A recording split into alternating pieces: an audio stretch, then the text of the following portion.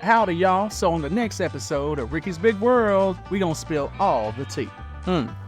Well, on one particular day, I took my shoe off, took the bandages off, and my middle toe was in the bandage. It had snapped off. Back in the Pizza World caverns, behind the test ovens, and in reality next to the bathrooms, it's Ricky's Big World. Howdy and welcome to another episode of Ricky's Big World. I'm Ricky and I'm big. So, right. Roxanne, no. Your introduction was great. Was it good this time? Okay, I apologize. You know, every now and then she's snapping me, talking about I ain't like it. Do you watch horror movies? No. Why not? I don't like them. Okay, but why? Why don't you like horror movies? I love horror movies. I'm just not a fan, like, of all the blood and things like that. Like, there's enough negativity. I don't need to. All right, I like werewolf movie, vampires, those type of horrors and all that. When you get into like the real world kind of massacre stuff like that, I tend to stay away from them. But let me tell you what, as you know, I'm a double-leg amputee. Now, when I lost my left leg to flesh-eating disease, and I watched that one. That was terrible. Yeah. I lost my right one to bone disease associated with the flesh-eating disease. Now, that's crazy. With that, when I should start over with this though, because I don't know if anybody knows about the amputations, do they? We've talked about it and we've mentioned them, but they don't know the story. Y'all know the story. Get some popcorn and a rare steak because we're about to talk about it. All right, so in 2010, I went to Wyoming and South Dakota, and while I was there, I got a blister on my foot and on my left foot, and yes, I got the sugars. I'm diabetic, and I stepped in some mud in the Badlands, and evidently, I thought it was fine. I washed it off, did what I was supposed to do normally and everything else.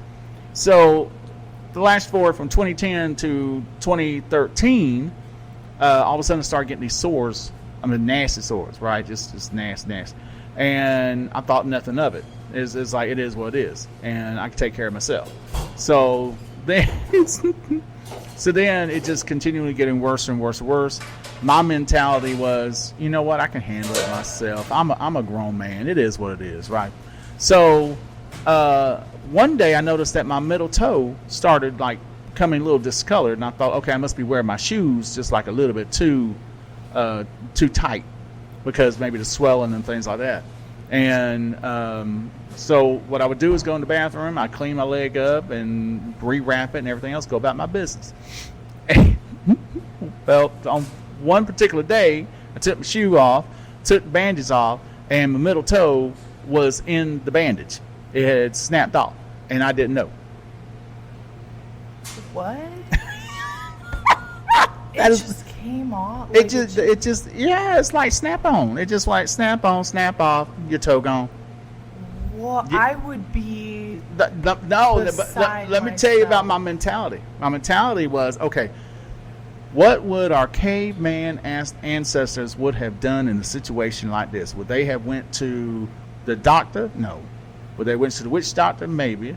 Or would they just carried on? So your toe just came off, and this is where your I didn't say it was the most perfect ideal situation. I'm just saying when you lose the toe and it just snap off. I mean, I'm not going to put it around my neck as a necklace or nothing. I'm just saying, now, hold on, let me tell the story. So my toe was inside the wrapping, and I'm looking at this, and I'm like, okay, what am I supposed to do now? It didn't hurt. It evidently wasn't bleeding or nothing. Were you grossed out? Not really. And my toe looked like this. My foot was like I had camel toe. Too bad they can't see the faces I'm making right now. That's the truth. All right. So I take it, and I have resolved myself to, okay, this is just something that happens in life, and I wrap it up, throw it in the toilet, flush the toilet, and it went on down. You flushed your toe down the toilet? I flushed my toe down the toilet. It was pretty too. I just want everybody to know, like, I've genuinely never heard this story, and I think it's very apparent. Yeah. We need to turn the camera around on you. All right. So I'm watching my toe just going down. And so I look at it. Everything's fine. A little crusty, gnarly looking thing. But, again, my foot looked like that. So I clean everything else, rewrap it, and put my shoe back on, go back into the dining room where everybody's eating, and decided, okay, well, never mentioned it. You never told anybody? Mm-mm. Never mentioned it. Jennifer found out when I found out we had to cut my right leg off. Hold on. Yeah, go. A toe's a toe to toe. You kept it from Jennifer so long that she didn't find out until your entire leg had to get amputated? I don't think she was concerned. She knew something was wrong because she said, I can smell. Something don't smell right. Did you wipe your boo-boo? What is that stank? And because the infection had hit in so bad. Ricky. And hold on, I'm telling the story now. You gonna let me tell the story? So what happened was, everything was fine. And then fast forward, to 2014. And about October 2014, I started dropping weight. My body was eating itself with a flesh-eating disease. Necrotizing fasciitis is the official term for it. And I was working at a job, and my patience level was so bad that my manager got an attitude with me, and I just told her she can keep her job, and I walked out and just left.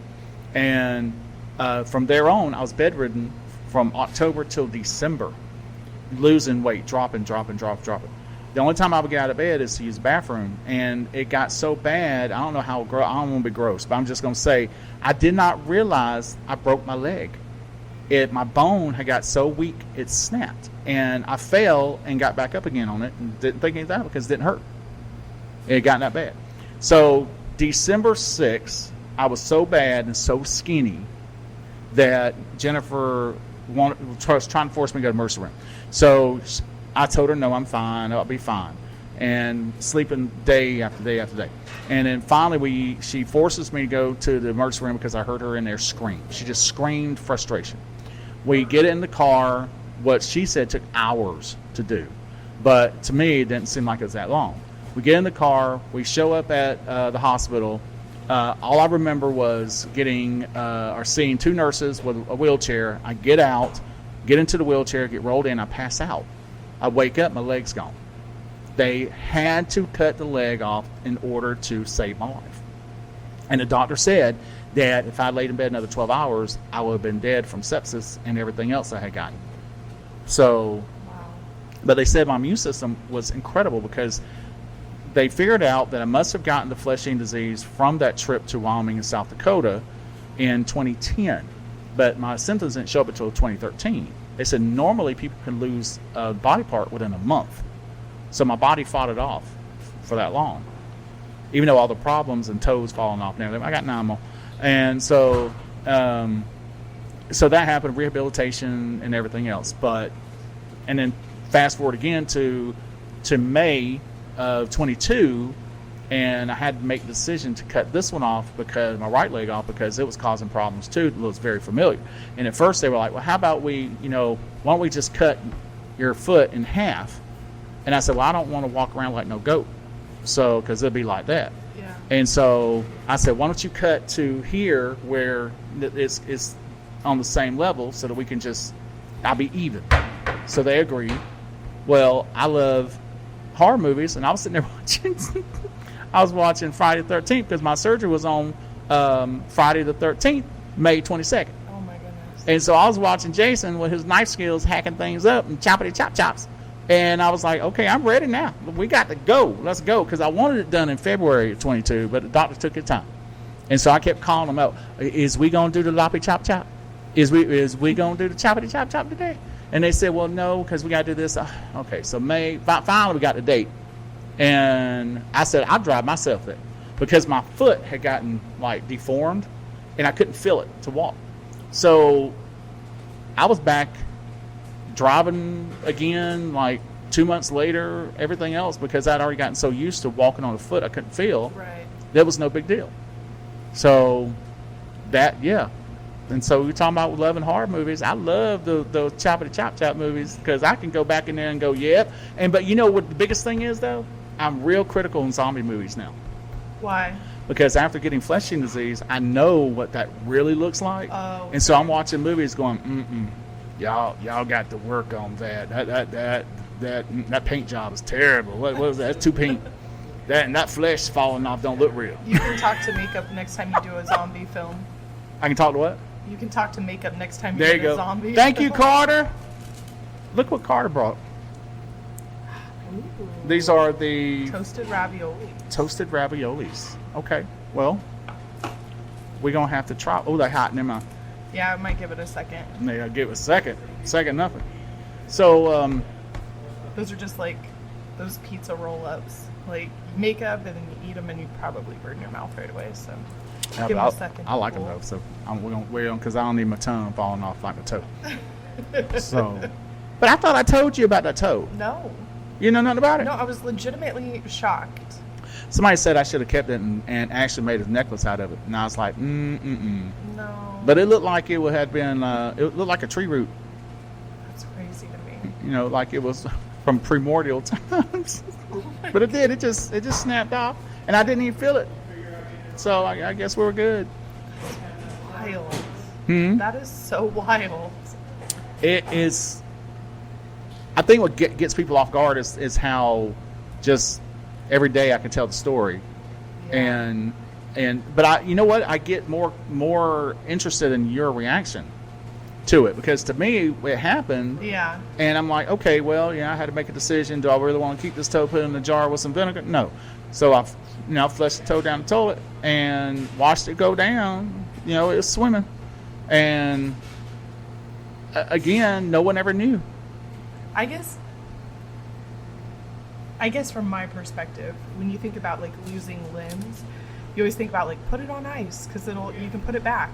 But I guess at the end of the day, there was no putting it back anyways for you. What you mean put it on like this ain't no margarita or nothing that we're doing. I'm like, although, did you know that there's a restaurant in New York that actually has a toe drink? And I can't remember the name of the restaurant. They have an amputated toe that I can't remember. They get it from cadavers at the medical school there or what. But there's a specific drink, and you actually have to drink the drink, and your lips have to touch the toe. Oh no. To make it authentic. Nope. So Absolutely not. I think Pizza World should do that. There is nothing fun about that.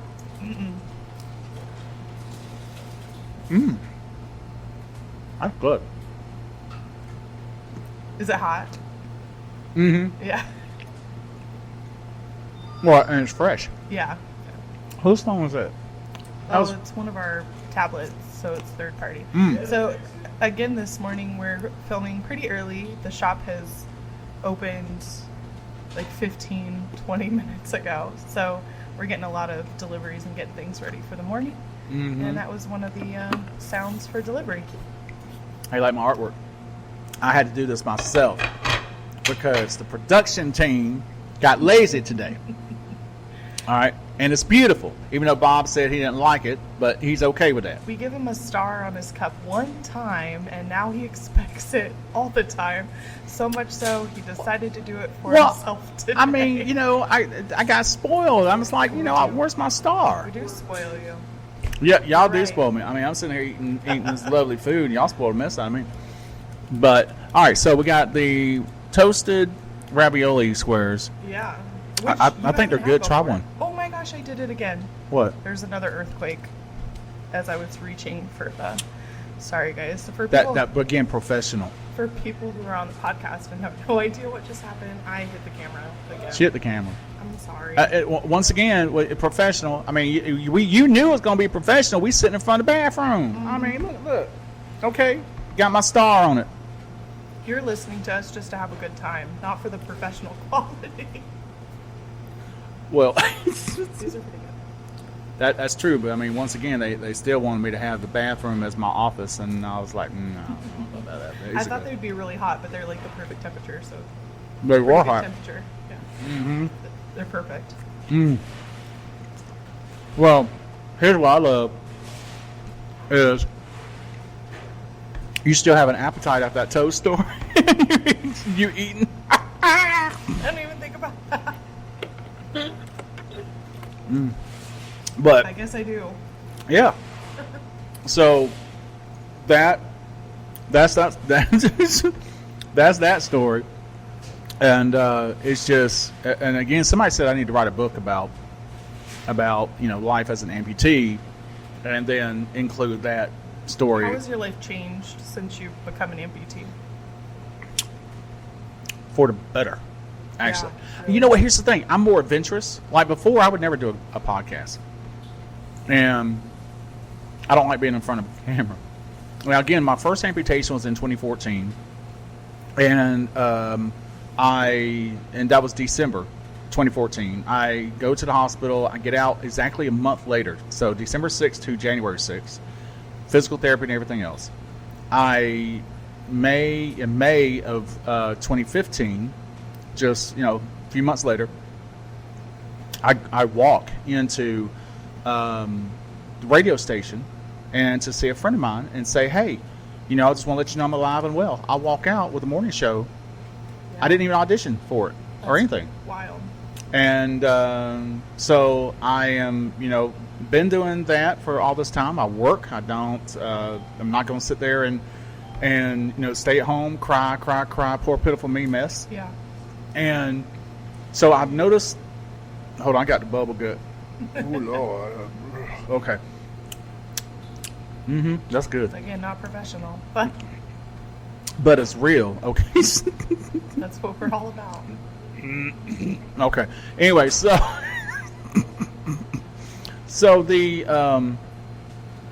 again, I become more adventurous. I'm not scared of things like I used to be, or I won't say scared. I have more of an option in my brain to sit there and say, let's try it. Let's just go ahead and try it. So that's when the whole filming career started, is because I just said, let's go do it. Yeah.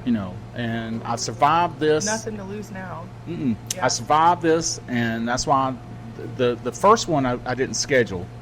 Like I said, I just woke up, it was gone. The second one, that's what I had to schedule. I thought it was going to be tough to schedule something like that, but I was excited about it. I was like, let's go. My leg's going to be even, because even on my plate, I got to put, the mashed potatoes next to the green beans, and they got to be even. Or I got to put the fried chicken next to this. It's got to be even.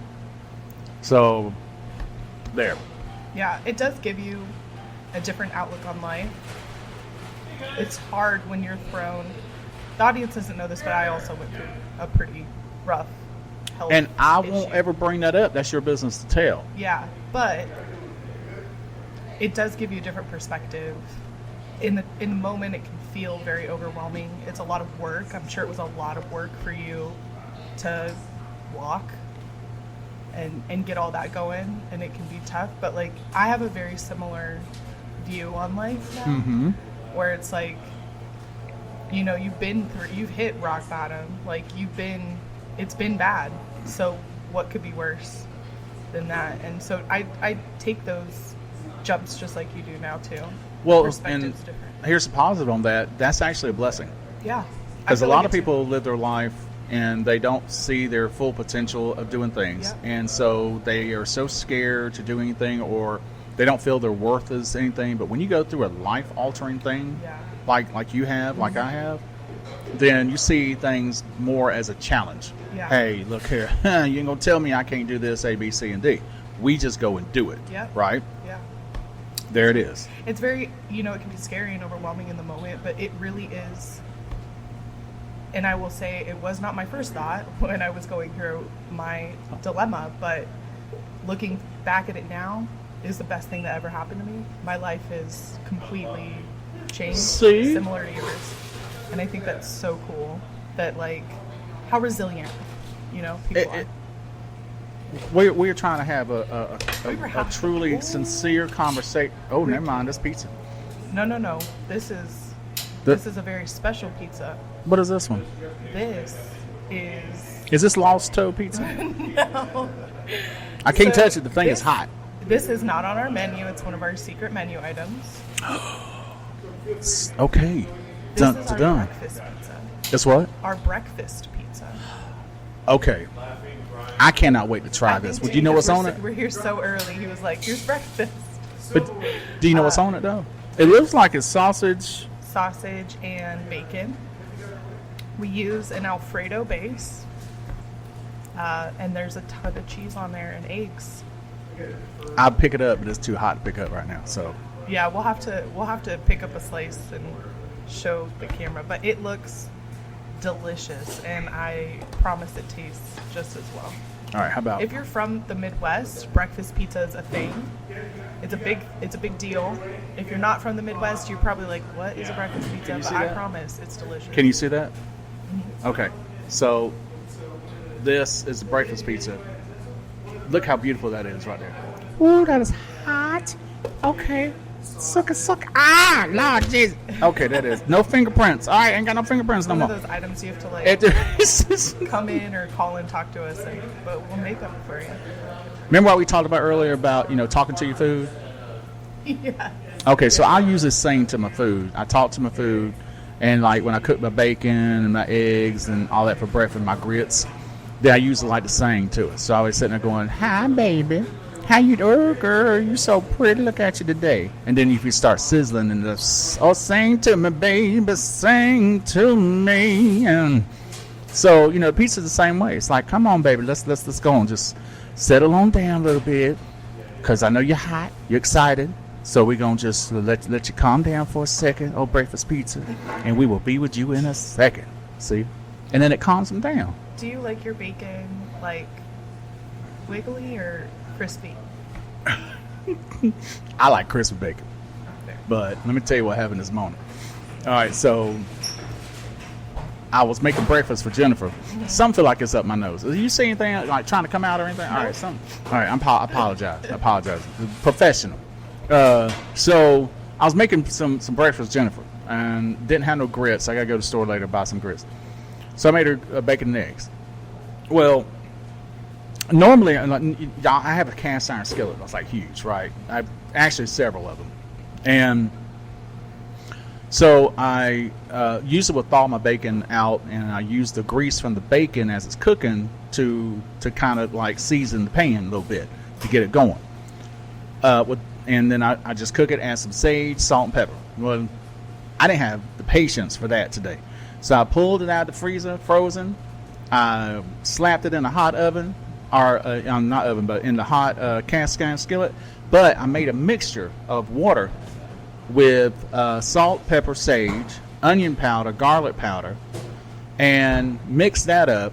And I poured it in there because I also will boil my bacon too. Because when you boil the meat, it actually helps tighten up some of the muscle that's in the bacon. So it'll tighten up the white fat, but it also will tighten up the red meat too. And so it becomes actually better. Well, problem with that is, and I learned this today, Jennifer was like, she's a Southern lady. She's going to tell you what's on her brain. I said, "What's wrong? I went there and I slayed in front of that kitchen and burned myself and everything else, standing on my 2 prosthetic legs to make you breakfast. What you mean?" She said, "Well, just don't really have that bacon taste. Tastes more like ham." And so I started eating on it. I said, "You're right. It does taste more like ham." So I washed away the bacon flavor is what happened. So, and I think what happened was I took it as frozen and did it. And I shouldn't have done it that way. But you let it boil. You let it, make sure that the meat is loose and everything and cooked and all that. And then what I do is I drain that juice and the water into another cup. And then that way, as it's cooking and starting to fry up, because I'll add a little bit of butter in there too, as it starts to fry up, I add just a little bit more of that water juice back in there just to kind of braise it up, whatever burns to the pan, braise it up. Ooh, it was still delicious. I've never heard of boiling bacon. Yeah. Like you boil ribs too. Is that like a Southern? Oh, that's a very Southern thing. Like with ribs, like country style ribs, Yeah. boneless and all that, you boil the ribs first. Okay. And it tenderizes it up. And if you have any spices that you want to put into it, it can infuse into the food, into the meat itself. And then you fry the mess out of it. Okay. So, but there's so many things I love to do when it comes to food and meats and all that other stuff. But bacon, yeah, that's it. But the next time I do it, Jennifer said, "Baby, just make it the way you used to." So I'm gonna thaw my bacon. Like ham? Huh? So it doesn't taste like ham. So she wants that bacon flavor. So I'm gonna thaw it out. I'm gonna slap it in a hot cast iron skillet. I'm gonna fry it normal. Let its own juices get in there, and that's the problem. Its own oil was washed away through the boiling process. And I boiled it, as it was cooking in the cast iron skillet. So, anyways, the point is, I washed its own juice out. All right. That was my problem. So, Fair. so I'm gonna eat. Hold on, I gotta try this pizza real quick. All right. In fact, y'all look at that. Look at that. You see that? Oh, hold on. I dropped school. Oh, that's hot. I don't need an audience, man. Don't watch me. I don't need you to watch me up. Okay. So this is. Oh, I love this show. Breakfast pizza. It's got. I'm sorry. It's got eggs, bacon, ham, sausage, Yes. Alfredo It sauce. does. And what else? Is that it? Cheese. Oh yeah, cheese. And cheese. And isn't y'all's cheese like the buffalo milk, or is that for Yes. everything, or is that? Yeah, it is. And it looks like you put some cheddar on there as well. So You it got has cheddar two on it? different types of cheeses. So I mean, look at that. I already took a bite of it, but I mean, y'all just look at that. Again, secret menu item, so you have to come in and ask for it. And you know how? Hold on. Holy Spirit just hit me. Oh Lord. Okay. All right. There it is. It's Shimalaya. Okay. There it is. Anyway. So I gotta put this down. But the that is so good. But here's what I noticed about it too. You eat some like breakfast pizzas, then it always tastes like the eggs are overdone, like they're overcooked and all Yeah. that. Not this. Sometimes I'll get some slices of breakfast pizza and there's too much of the sauce, like the cheese sauce or whatever the base is, and that becomes very overwhelming. But this one that we do here, it's everything's very equal. It complements everything. Everything complements very well. Yeah. And so, and another thing about breakfast pizzas too is they're so heavy. Usually they're so heavy, and they don't have that fluffiness to them. This has like a fluff factor to it that's hard to explain. It doesn't feel weighed down. I wonder how they do that with the oven. Magic, I guess. I ain't no magic. No, I think a lot of it is credit to our dough.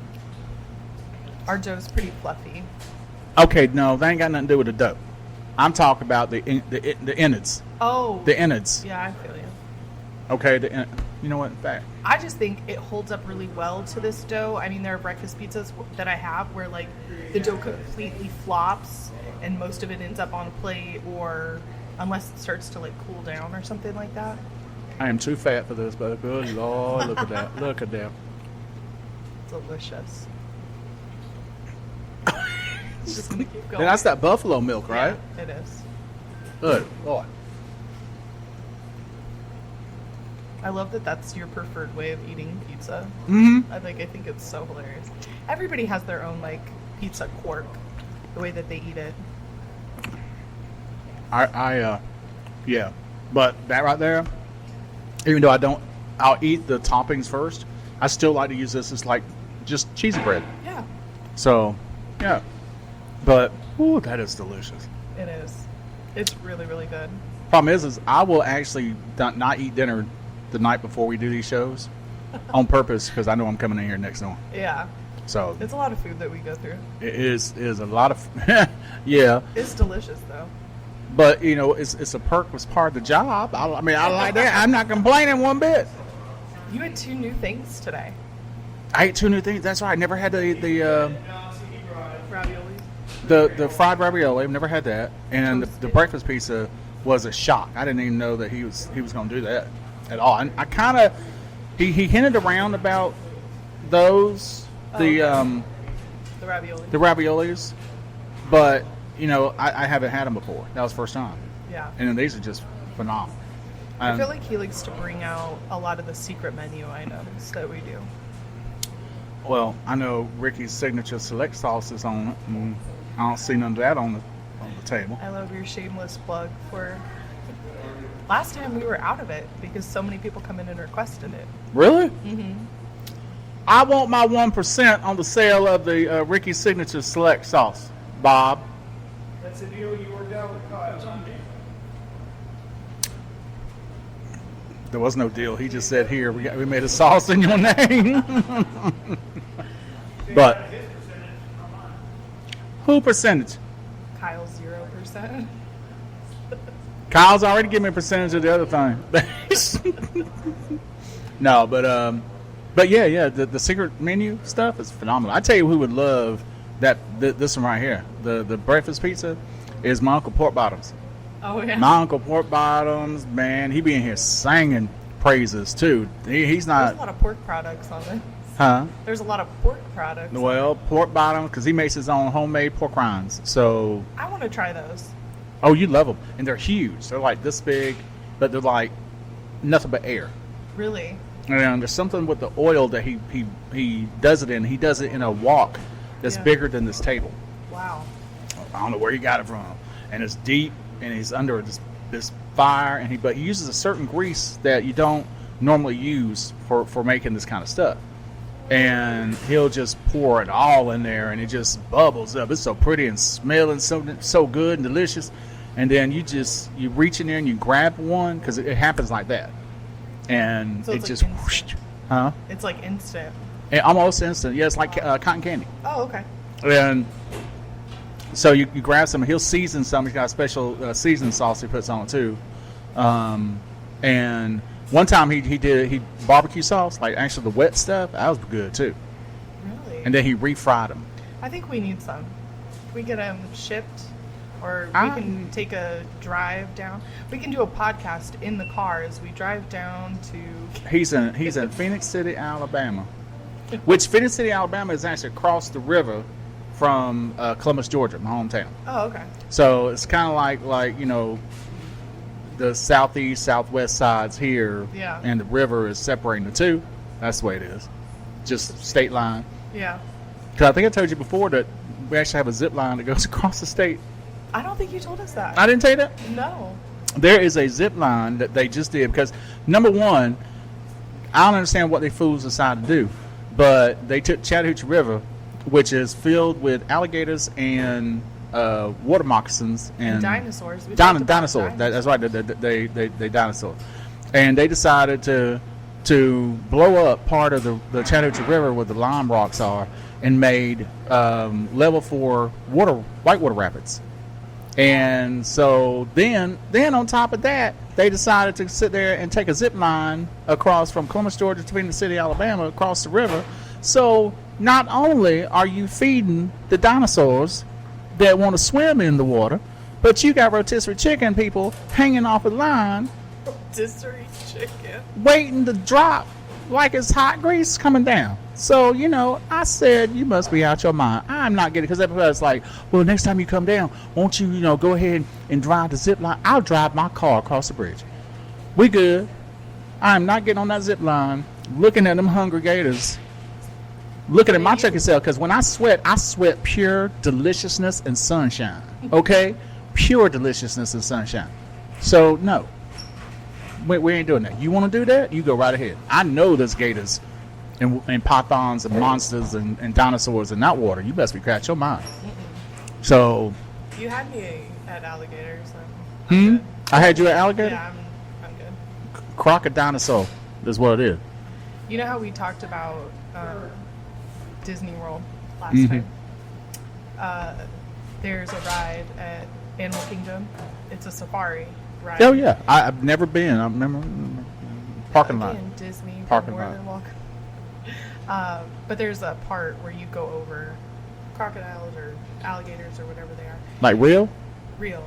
Like, Well, it is over Florida. a bridge. It's a ride. Well, a ride. It's a safari. And they're actually trained. Like, the cast I know members you are ain't- trained that if you fall, they're to hit the gas and leave because nobody will survive that, and they don't want the rest of the people on the tram to see If what happens. y'all better come back for me, I will drag all y'all down into that water. So it reminded me when you're like ziplining across the thing. I was like, that's scary. So it's like dump and go. Is that is that how they do it? Yeah, if they fall over, or Disney? something, they're Really? used to hit the gas and go because they want to save the rest of the tram from the traumatic experience of watching somebody get eaten alive by dozens of crocodiles and alligators. Well, I mean, ain't that that's the glory? Ain't that just beautiful? That's so nice. You pay your $100 and $300 to get in, and they just gonna let you be food for the dinosaurs. I mean, stay in the. That's why they tell you it's very important to keep all hands and arms inside the vehicle at all times. man, it would be like DoorDash for the children gators. are not allowed to be or children have to be in the center, just for that reason. Okay, so again, because my only experience with Disney was in the parking lot. Thank you for bringing up that sad memory. So it is this part of the entire like ride for the Animal Kingdom, It's or is it option? no, like there's multiple rides. This is one of the experiences. Okay, so they cafeteria style, literally. The thing. So it's like, okay, would you like to have your family member, your uncle you don't like eating today? Is that what it If you is? ride the safari, you have to do that part. Okay, well, I But will there's watch other this. rides you can do. You No, don't have to do that. I will ride. watch the Discovery Channel from now on. And no, I'm not gonna. Like I said, them gators, sharks, dinosaurs, megalodons, whatever you want to call them, they smell delicious. All right, I smell and chicken. All right, that's pure fried chicken right there. So when Disney pays for our trip to go there, I'm sorry. When Disney pays for our trip to Okay. go there, I think this will be the perfect ride for you and I to. I think not. I think I'm gonna be finding me a new producer when I push her in. You laughing You about guys that? all No. heard it here. No, I grew up around them things. Premeditated. No, I grew up around them things. No, ma'am. Because in Columbus, Georgia, you might be driving down on 4th Avenue, and you got only 3 roads from the river, and you see what you think is a log in the middle of the road. It happens to be a dinosaur, and so it's not like you gonna just stop the car, get out, and move that log, because many people thought they were logs, and they get out, and all of a sudden here comes Mr. Gator. They're pretty quick on land too, aren't they? I ain't been close enough to be watching them like that. I didn't know if you had like an experience. But I had Uncle Port Bottoms and I would actually go down to Bahamas when I was young, and he had a boat, and you can you used to be able to take Chattahoochee River and just straight on down, and straight on down to the ocean, and then just carry on. And I think they stopped that with these little dams that they have. But anyway, along the way, they're the gators laying there, sunning, going, I smell that fat boy Ricky coming on. Well, come on now. Come on. It's dinner time. So, yeah, I've had my experience with gators, and I'm not going to go pay to get into, Jurassic Park so that thing can eat my chunk of cell. Fair. No. Fair. I'm glad you agree. Fair. So, yes, Disney, we would love to have your sponsorship.